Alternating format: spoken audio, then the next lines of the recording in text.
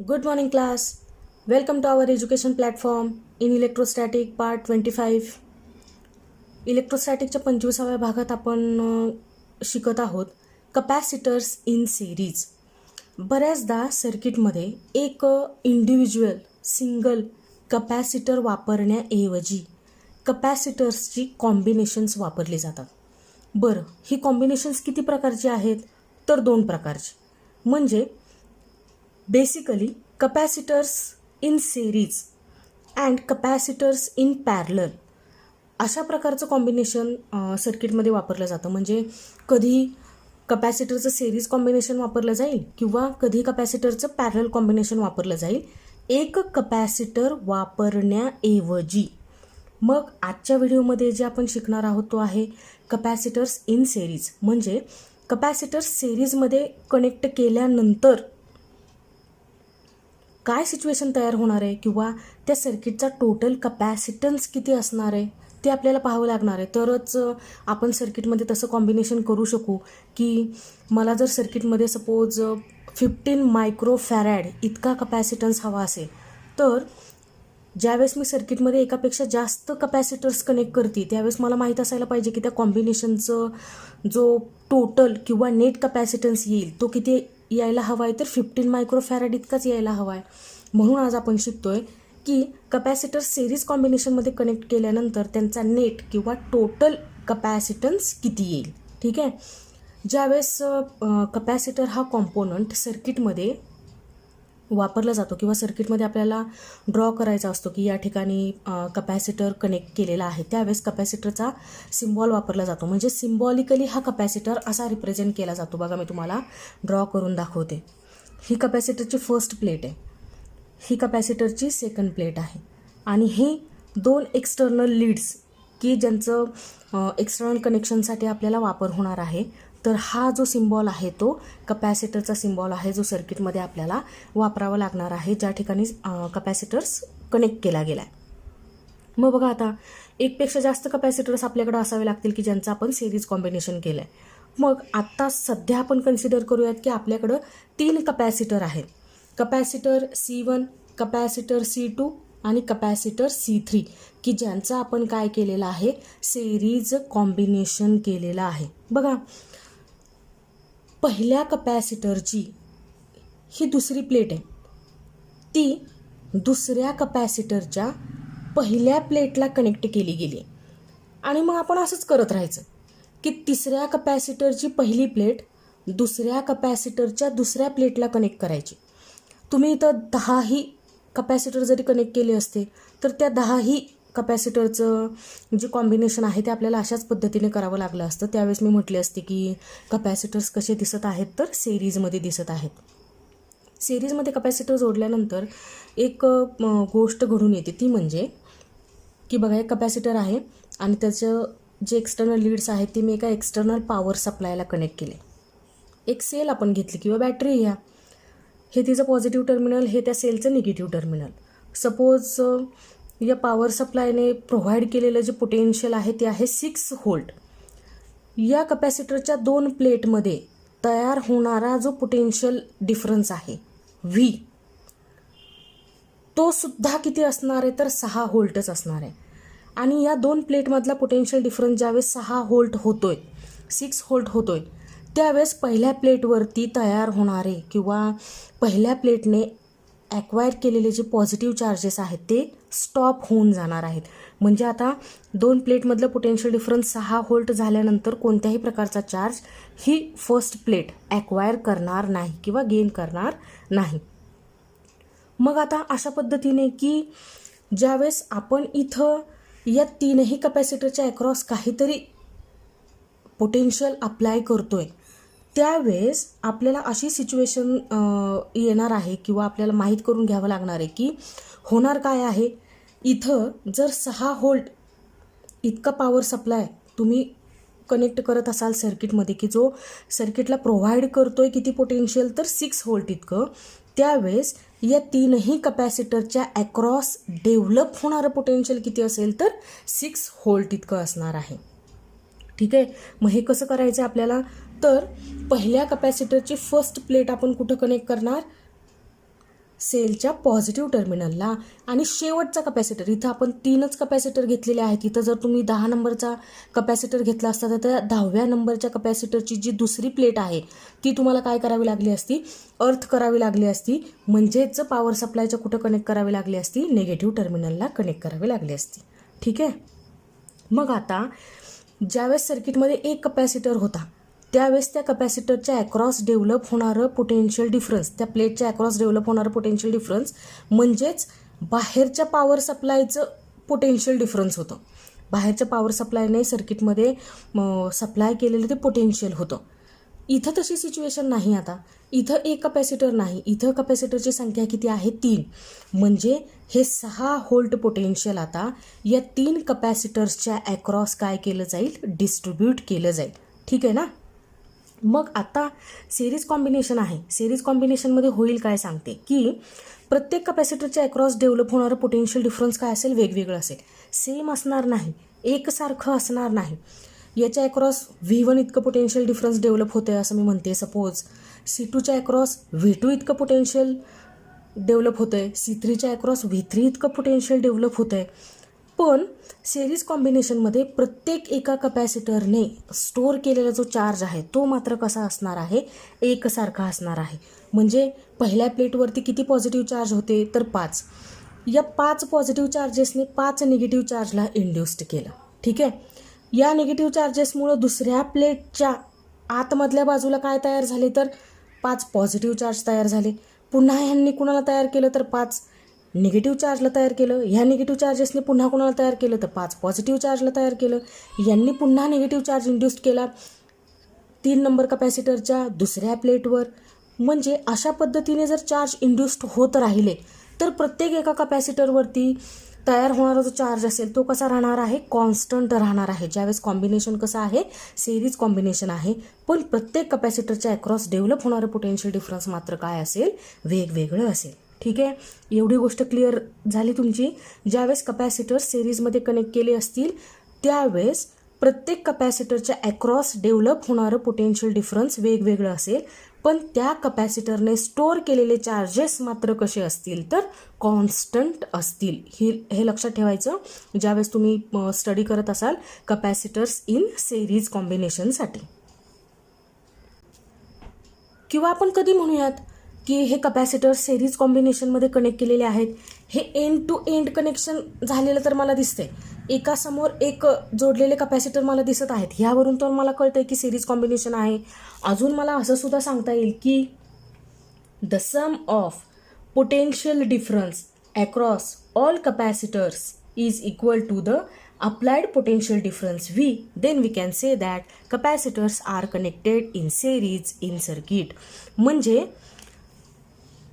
C1च्या अक्रॉसचं potential difference, C2च्या across develop होणारं potential आणि C3च्या across develop होणारं पोटेन्शियल डिफरन्स, ह्या तिघांची जर मी ॲडिशन केली तर ती ॲडिशन कुणा इतकी आली पाहिजे तर आपल्या एक्सटर्नल पॉवर सप्लायने सर्किटमध्ये प्रोव्हाइड केलेल्या पोटेन्शियल डिफरन्स इतकी आली पाहिजे. आणि ती जर येत असेल तर तुम्ही असं म्हणाल की कपॅसिटरचं कॉम्बिनेशन काय आहे, सिरीज कॉम्बिनेशन आहे. ठीक आहे. मग आता सिरीज कॉम्बिनेशनमध्ये या 3ही कपॅसिटरच्या अक्रॉस डेव्हलप होणारं जे टोटल किंवा नेट पोटेन्शियल डिफरन्स किती असणार आहे, V इतकं असणार आहे. आणि हा V म्हणजे काय असेल तर इंडिव्हिज्युअल कपॅसिटरच्या अक्रॉस डेव्हलप होणाऱ्या पोटेन्शियल डिफरन्सची ॲडिशन असेल किंवा सम असेल.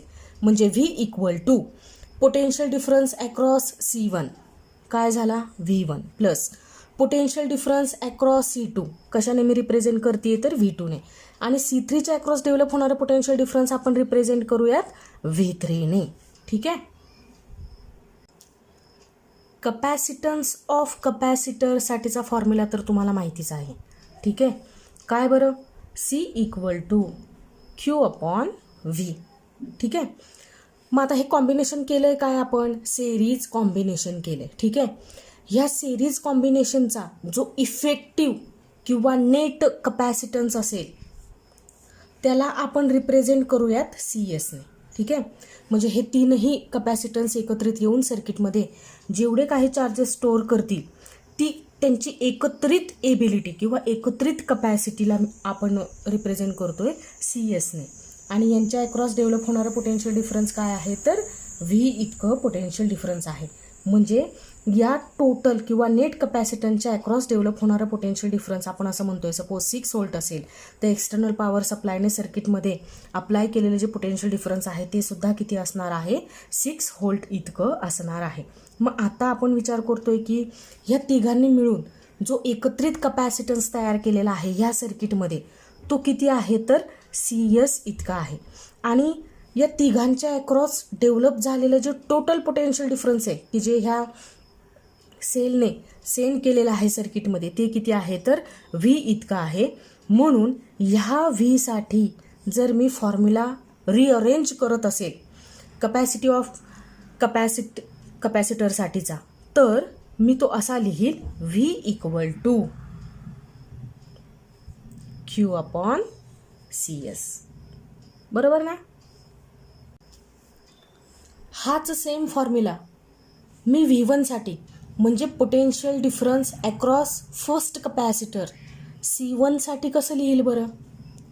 V1 equal to Q upon C1. ठीक आहे. Potential difference applied across second capacitor कसं लिहील V2 equal to Q upon C2.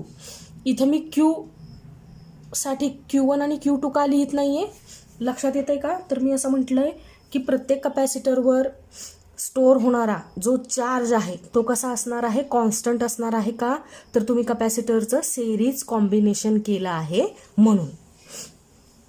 V3 equal to Q upon C3. ह्या सगळ्या व्हॅल्यूज आपण ह्या व्हीच्या फॉर्म्युल्यामध्ये सबस्टिट्यूट करूया. Q upon CS equal to V1साठी लिहितोय आपण Q upon C1 plus Q upon C2 plus Q upon C3. Q upon CS equal to right hand साईडला क्यू कॉमन काढू शकतोय आपण. काढते मी. ब्रॅकेटमध्ये शिल्लक राहील 1 upon C1 plus 1 upon C2 plus 1 upon C3. Right hand साईडचा हा क्यू लेफ्ट हँड साईडच्या क्यूला कॅन्सल आउट होऊन जाईल. म्हणजे फॉर्म्युला कसा तयार होईल 1 upon CS equal to 1 upon C1 plus 1 upon C2 plus 1 upon C3. आपल्याकडे 3च कपॅसिटर होते. आपण सर्किटमध्ये 3 कपॅसिटरचं सिरीज कॉम्बिनेशन केलं होतं म्हणून मी C3 पर्यंतचा फॉर्म्युला इस्टॅब्लिश करू शकले तयार करू शकले. जर आपल्याकडे nth नंबर्स ऑफ कपॅसिटर्स असतील तर हाच फॉर्म्युला मी कसा लिहील 1 upon CS equal to 1 upon C1 plus 1 upon C2 plus 1 upon C3 plus जेवढे कपॅसिटर असतील तुमच्याकडं तेवढे प्लस 1 अपॉन CN. इथं 10 असतील, इथं 15 असतील, इथं 20 असतील, तेवढी संख्या तुम्ही काय करणार आहात तर ॲड करणार आहात ह्या फॉर्म्युल्यामध्ये की जो तुमचा काय असेल इफेक्टिव्ह कपॅसिटन्स ऑफ सर्किट असेल. ठीक आहे. म्हणजे जर आता आपल्याला कुणी या फॉर्म्युल्याचं जनरलायझेशन करायला सांगितलं तर आपल्याला असं करावं लागेल की सर्वच कपॅसिटर्स जर एकसारख्या कपॅसिटीचे असतील तर हा फॉर्म्युला मी असा लिहू शकेल 1 upon CS equal to N upon C. इथं काय असेल तर कपॅसिटरचा कपॅसिटन्स असेल आणि N म्हणजे काय असेल तर कपॅसिटर्सची संख्या 1 2 3 4 5 6 7 8 9 10 किती कपॅसिटर्स तुम्ही सर्किटमध्ये कनेक्ट केलेला असेल तो कपॅसिटरचा जो नंबर आहे जेवढ्या संख्या तुम्ही त्या सर्किटमध्ये कनेक्ट केलेली असेल ती संख्या कपॅसिटरची इथं N या इंटिजरने आपल्याला काय करावी लागेल रिप्रेझेंट करावी लागेल. हा 1 अपॉन CS आहे म्हणजे आपल्या टोटल कपॅसिटन्सचा हा रेसिप्रोकल आहे. म्हणजे आपल्याला व्हॅल्यू कशाची पाहिजे तर टोटल कपॅसिटन्सची. आपल्याला त्याचा रेसिप्रोकल नको आहे म्हणून CS इक्वल टू मी इकडं राईट हँड साईडचा सुद्धा रेसिप्रोकल घेईल C अपॉन N. ठीक आहे. म्हणजे हा आपला काय असेल इफेक्टिव्ह किंवा total capacitance of capacitor when nth numbers of capacitors are connected in a circuit in series combination. ज्यावेळेस कपॅसिटर सर्किटमध्ये कसे कनेक्ट केले गेले असतील तर सिरीज कॉम्बिनेशनमध्ये. म्हणजे आता ज्या वेळेस कपॅसिटर सर्किटमध्ये सिरीज कॉम्बिनेशनमध्ये कनेक्ट केले जातील त्यावेळेस आपण असं म्हणू शकणार आहोत, when a number of capacitors are connected in series then the reciprocal of equivalent capacitance is equal to the sum of the reciprocals of their individual capacitance. म्हणजे ज्यावेळेस सिरीज कॉम्बिनेशनमध्ये कपॅसिटन्स सर्किटमध्ये कनेक्ट केली जातील त्यावेळेस जो टोटल कपॅसिटन्स असणार आहे तो इंडिव्हिज्युअल कपॅसिटन्सच्या रेसिप्रोकलची काय असणार आहे, सम असणार आहे. बरोबर आहे ना. आता आपण कपॅसिटर्सचं सिरीज कॉम्बिनेशन पाहिलं होतं, तसंच आता आपण कपॅसिटर्सचं पॅरलल कॉम्बिनेशन पाहूयात. ठीक आहे. पॅरलल कॉम्बिनेशनमध्ये बघा एकाखाली एक कपॅसिटर कनेक्ट केलेले दिसत आहेत. C1च्या खाली C2, C2च्या खाली C3 कनेक्ट केलेला दिसतोय. सिरीजमध्ये एका पुढं एक कनेक्ट केलेले दिसत होते, इथं एकाखाली एक कनेक्ट केले गेलेत. दोन कॉमन पॉईंट आहेत बघा, A आणि B, की ज्यांच्यामध्ये आपण कोणाला कनेक्ट केलं आहे, ह्या 3 कपॅसिटर्सला कनेक्ट केलं आहे. पॅरलल कॉम्बिनेशनमध्ये असतं काय, 2 कॉम्पोनंट असू देत, 2पेक्षा जास्त कॉम्पोनंट असू देत, nth नंबर्स ऑफ कॉम्पोनंट असू देत, प्रत्येक एका कॉम्पोनंटच्या अक्रॉस डेव्हलप होणारं पोटेन्शियल डिफरन्स हे सेम राहतं. इथं आता कपॅसिटर आपण कनेक्ट केला आहे, प्रत्येक एका कपॅसिटरच्या अक्रॉस, कपॅसिटरची संख्या इथं तुम्हाला 3 दिसते, या 3ही कपॅसिटरच्या अक्रॉस डेव्हलप होणारं पोटेन्शियल डिफरन्स काय असणार आहे, सेम असणार आहे.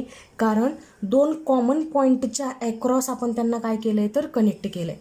पण प्रत्येक एका कपॅसिटरने स्टोअर केलेला जो चार्ज आहे त्याची मॅग्निट्यूड मात्र काय असणार आहे, वेगवेगळी असणार आहे. आणि अशा सिच्युएशनमध्ये आपल्याला ज्यावेळेस मी सर्किटमध्ये 3 कपॅसिटर्स पॅरलल कॉम्बिनेशनमध्ये कनेक्ट करते त्यावेळेस मला त्या सर्किटचा नेट कपॅसिटन्स किंवा इफेक्टिव्ह कपॅसिटन्स फाइंड आउट करायचा आहे. ठीक आहे. मग आता आपण कधी म्हणतोय की कपॅसिटर्स हे पॅरलल कॉम्बिनेशनमध्ये कनेक्ट केले गेले तर if numbers of condensers or capacitors are connected between 2 common points, की इथं A आणि B तुम्हाला दिसतोय, in such a way that the potential difference across each capacitor is same and the charges are different, such an arrangement is called as capacitors in parallel. बघा charges काय तर different आणि potential difference across इच capacitor constant same, अशी situation असेल तर आपण काय म्हणतोय, कपॅसिटरचं हे कॉम्बिनेशन कोणत्या टाईपचं कॉम्बिनेशन आहे, पॅरलल कॉम्बिनेशन आहे. पॅरलल टाईप आहे हा. कपॅसिटर सर्किटमध्ये पॅरलल कॉम्बिनेशनमध्ये कनेक्ट केले गेले आहेत. ठीक आहे. कळली तुम्हाला ही सर्किट डायग्रॅम. कपॅसिटरचं फर्स्ट प्लेट, दुसऱ्या कपॅसिटरची फर्स्ट प्लेट, तिसऱ्या कपॅसिटरची फर्स्ट प्लेट सगळ्या एका कॉमन पॉईंटपाशी कनेक्ट केल्या, ए पाशी. पहिल्या कपॅसिटरची सेकंड प्लेट, दुसऱ्या कपॅसिटरची सेकंड प्लेट, तिसऱ्या कपॅसिटरची सेकंड प्लेट सगळ्या एका ठिकाणी कनेक्ट केलेल्या दिसतात आणि तो पॉईंट आहे बी. ए पॉईंट आपण कनेक्ट करून ठेवतोय एक्सटर्नल पॉवर सप्लायच्या पॉझिटिव्ह टर्मिनलला, बी पॉईंट कनेक्ट करून ठेवतोय आपण एक्सटर्नल पॉवर सप्लायच्या निगेटिव्ह टर्मिनलला. आणि प्रत्येक प्लेटच्या अक्रॉस असलेलं पोटेन्शियल डिफरन्स व्ही काय आहे, कॉन्स्टंट आहे. म्हणजे C1च्या अक्रॉस डेव्हलप होणारं पोटेन्शियल डिफरन्स किती तर व्ही इतकं, C2च्या अक्रॉस डेव्हलप होणारं पोटेन्शियल डिफरन्स किती तर व्ही, आणि C3च्या अक्रॉस डेव्हलप होणारं पोटेन्शियल डिफरन्ससुद्धा किती आहे तर व्ही इतकंच आहे. कळली ना सर्किट डायग्राम तुम्हाला. कपॅसिटर्सचं हे पॅरलल कॉम्बिनेशन आपण केलेलं आहे. आपण असं म्हणतोय की प्रत्येक एका कपॅसिटरने जो स्टोअर केलेला चार्ज आहे त्याची मॅग्निट्यूड वेगवेगळी असणार आहे. का तर प्रत्येक एका कपॅसिटरची चार्ज स्टोअर करण्याची कपॅसिटीसुद्धा काय असेल तर वेगवेगळी असेल. ठीक आहे ना. म्हणजे या कॉम्बिनेशनमधून सर्किटमध्ये स्टोअर होणारा जो टोटल चार्ज आहे तो किती असणार आहे, क्यू इतका असणार आहे. आणि हा क्यू की जो नेट किंवा टोटल चार्ज आहे तो चार्ज म्हणजे प्रत्येक एका इंडिव्हिज्युअल कपॅसिटरने स्वतःमध्ये स्टोअर केलेला जो चार्ज आहे त्या चार्जची ती काय असणार आहे, ॲडिशन असणार आहे किंवा सम असणार आहे. म्हणजे हा नेट चार्ज आहे सर्किटने स्टोअर केलेला. ह्या पॅरलल कॉम्बिनेशनमध्ये जे आपण सर्किट तयार केलं होतं, कपॅसिटरचं पॅरलल कॉम्बिनेशन केलं होतं, त्या कॉम्बिनेशनमध्ये या सर्किटने, या कपॅसिटरने स्टोअर केलेला जो टोटल चार्ज आहे तो आहे Q.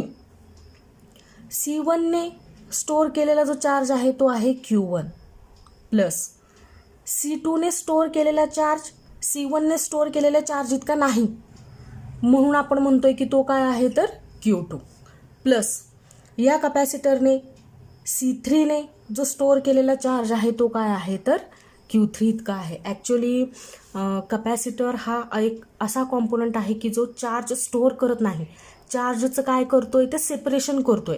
आणि कपॅसिटर जो स्टोअर करत असतो ती काय असते तर इलेक्ट्रिक एनर्जी असते, की जी चार्जच्या फॉर्ममध्ये त्या कपॅसिटरच्या बॉडीवरती स्टोअर केलेली असते. म्हणून आपण असं म्हणू शकतोय की त्या कपॅसिटरने काय केलं आहे तर चार्ज स्टोअर केला आहे. म्हणजे तुमच्या लक्षात असू देत की तो चार्ज नाही स्टोअर करत आहे, कपॅसिटर काय स्टोअर करतोय तर एनर्जी स्टोअर करतोय. ठीक आहे. जी 3 कपॅसिटरला पॅरलल कॉम्बिनेशनमध्ये कनेक्ट करून आपण सिस्टीम तयार केली होती, त्या सिस्टीमने स्टोअर केलेला चार्ज असेल Q. सिस्टीमने स्टोअर केलेला टोटल चार्ज असेल Q. कधी? ज्यावेळेस 3 कपॅसिटर्स कसे होते, पॅरलल कॉम्बिनेशनमध्ये होते. म्हणून मी इथं लिहिलं CP. C म्हणजे टोटल कपॅसिटन्स ऑफ कपॅसिटर आणि P रिप्रेझेंट करतोय त्यांचं पॅरलल कॉम्बिनेशन्स. म्हणजे capacitors are connected in parallel combinations असतानाचं त्यांचा टोटल कपॅसिटन्स मी रिप्रेझेंट केला CPने. ठीक आहे. Into V. हे मी कसं लिहिलं तुम्हाला माहिती आहे. कपॅसिटन्स ऑफ कपॅसिटर मिळवत असताना आपण एक फॉर्म्युला तयार केला होता, Q directly proportional to V, therefore Q equal to C into V. आणि C म्हणजे काय होता तर कपॅसिटन्स ऑफ कपॅसिटर, की जो आपण C equal to Q upon V असा लिहिला होता. ठीक आहे. मग आता आपल्याला मिळवायचं आहे काय तर total capacitance of capacitor when capacitors are connected in parallel combination. मग आपण जो फॉर्म्युला लिहिलेला आहे तो कोणासाठीचा आहे तर Q साठीचा आहे. मग Q इक्वल टू काय असतो C इंटू V. म्हणून जो टोटल चार्ज आहे त्यांच्यासाठी मी लिहिला Q इक्वल टू, पॅरलल कॉम्बिनेशनसाठी लिहिला मी CP आणि हा मी लिहिला V. फॉर्म्युला कळला आहे तुम्हाला. Therefore net charge stored by electric circuit in which 3 capacitors are connected in parallel is given by Q equal to Q1 plus Q2 plus Q3. Q equal to काय लिहिला होता CP into V. Similar मॅनरने आपण Q1 सुद्धा लिहू शकतोय. Q1 equal to C1 into V. Potential काय मी लिहिते कॉन्स्टंट लिहिते. कपॅसिटी ऑफ कपॅसिटर फक्त काय होत राहणार आहे, चेंज होत राहणार. ठीक आहे. Q2 2 नंबरच्या कपॅसिटरने C2ने स्वतःमध्ये स्टोअर केलेला जो चार्ज आहे तो आपण रिप्रेझेंट करतोय Q2ने. Q2 इक्वल टू त्या कपॅसिटरची कपॅसिटी C2, त्याच्या अक्रॉस डेव्हलप होणारा पोटेन्शियल डिफरन्स V. तसंच Q3 साठीचं सुद्धा Q3 equal to C3 into V. बघा 3ही कपॅसिटरसाठी C1, C2 आणि C3 साठी पोटेन्शियल डिफरन्स आपण कसं लिहितोय, कॉन्स्टंट लिहितोय. नाहीतर मी इथं V1, V2, V3 लिहू शकले असते, पण मला तसं करता येणार नाही. कपॅसिटी वेगवेगळी आहे म्हणून मी प्रत्येक एका कपॅसिटरची कपॅसिटी रिप्रेझेंट करत असताना C1, C2 आणि C3 अशी लेटर्स वापरते. ठीक आहे.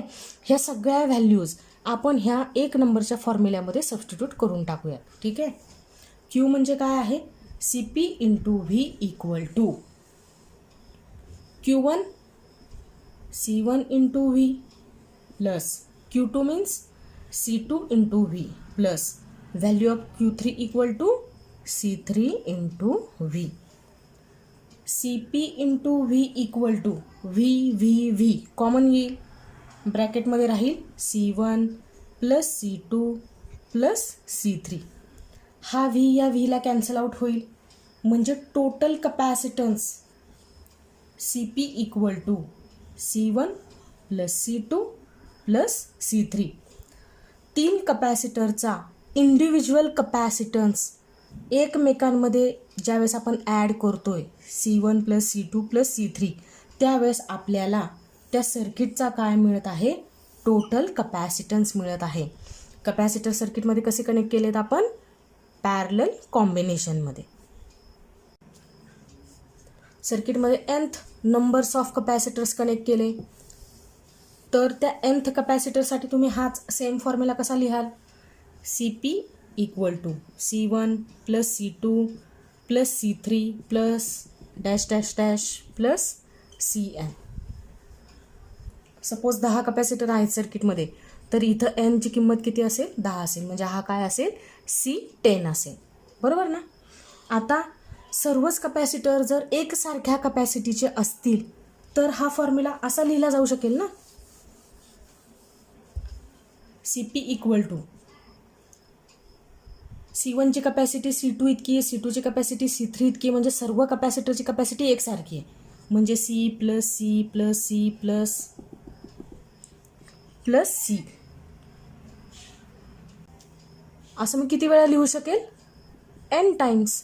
जितकी तुमचे कपॅसिटर सर्किटमध्ये कनेक्ट केलेले आहेत तेवढ्या वेळेस मी ती कपॅसिटी काय करून टाकेल, ॲड करून टाकेल. म्हणजे फॉर्म्युला काय तयार होईल, CP = n × C. n म्हणजे काय असतील, नंबर्स ऑफ कपॅसिटर, आणि C म्हणजे काय असेल, कपॅसिटी ऑफ कपॅसिटर. म्हणजे या पॅरलल कॉम्बिनेशनसाठी आपण असं म्हणू शकतोय, for a number of capacitors arranged in parallel their equivalent capacitance is equal to the sum of their individual capacitance. आता बघा, parallel combination of capacitors can be use to increase the capacitance in the circuit. Parallel combination ज्यावेळेस आपण वापरतो त्यावेळेस तुमच्या लक्षात येईल की इंडिव्हिज्युअल कपॅसिटरचा कपॅसिटन्स आपण एकमेकांमध्ये काय करून टाकतोय, तर ॲड करून टाकतोय. म्हणजे सर्किटचा टोटल कपॅसिटन्स काय होणार आहे, वाढणार आहे, ज्यावेळेस कपॅसिटन्स परस्परांमध्ये ॲड होत आहे. म्हणजे ज्यावेळेस सर्किटची रिक्वायरमेंट अशी आहे की आपल्याला कपॅसिटन्स वाढवून पाहिजे आहे, त्यावेळेस आपण कपॅसिटर्सचं पॅरलल कॉम्बिनेशन करायचं. आणि ज्यावेळेस आपल्याला हाच कपॅसिटन्स कमी करून पाहिजे आहे, त्यावेळेस आपण काय करायचं, तर सेरीज कॉम्बिनेशन करायचं. आले लक्षात. अपेक्षा करते आज मी जेवढं काही तुम्हाला शिकवलं कपॅसिटरचं सेरीज आणि पॅरलल कॉम्बिनेशन ते तुम्हाला समजलेलं असेल.